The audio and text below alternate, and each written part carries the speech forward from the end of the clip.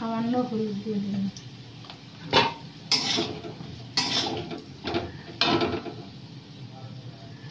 আলুগুলো ভাজা হয়ে গেছে, তুলে নিচ্ছি।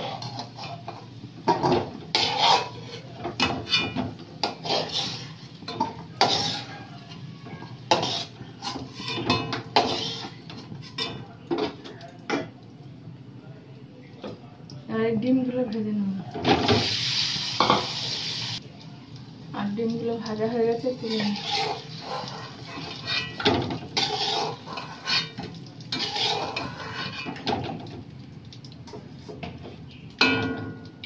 আর পেঁয়াজগুলো দিয়ে দিচ্ছি।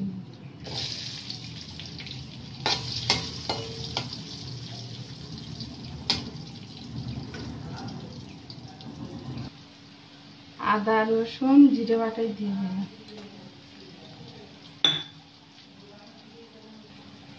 আর মশলাটা কষা হয়ে গেছে, আর হলুদ গুঁড়ো, লঙ্কা গুঁড়ো আর লবণ দিয়ে দিলাম।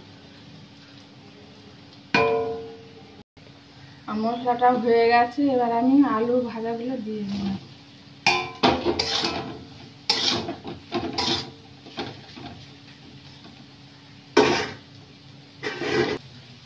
আর কষানো হয়ে গেছে, এবার আমি জল দিয়ে দিলাম, যেহেতু আমার আগে থেকে আলুটা ভাজা ছিল।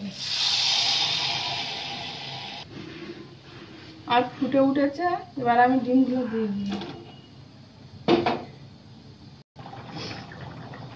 আর হয়ে গেছে, এবার এই গরম মশলার গুঁড়োটা আমি দিয়ে দিচ্ছি।